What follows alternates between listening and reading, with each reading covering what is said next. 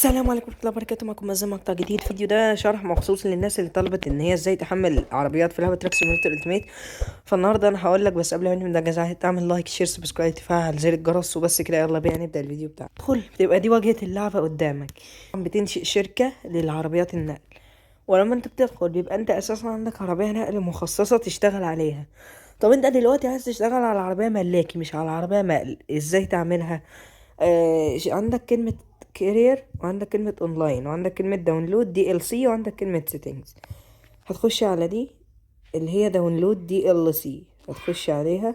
بعد ما خشيت عليها بتختار كلمة داونلود دي ال سي، بعد كده بتدوس على داونلود دي ال سي، بيدخلك على الموقع ده. بعد ما بتدخل على الموقع ده بيبقى قدامك عربيات كتير، بتختار العربية اللي تعجبك. ولو افترضنا مثلا انه انا مثلا هختار البي ام دبليو اف 90 ام 5 2020 ام او دي، هقوم اعمل كوبي يو ار ال، وبعد كده هدوس حسنا. بعد كده هقوم راجع واحط هنا وادوس كلمة اد. بعد كده بقعد استناه يحمل عربية وبشتريها.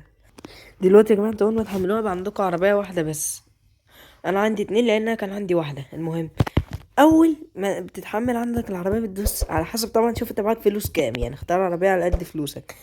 طب انا مثلا معيش مثلا الا مثلا 70,000 جنيه وعايز ابدا في اللعبه، او عايز ابدا بعربيه ملاكي. هعمل العربيه الشاهين دي رخيصه بحاجه و40,000.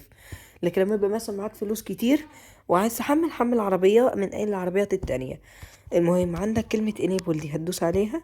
بعد كده لو انت معاك فلوس بتشتريها، لو انت نوت انف كاش زي كده وعلى الله حكايتك. بس كده يبقى ربنا يعوض عليك يا معلم. بس كده، ده كان شرح للناس اللي طلبت مني ازاي تشتري عربية ملاكي وتشتغل عليها. وبس كده، سلام، سيولي يا شباب.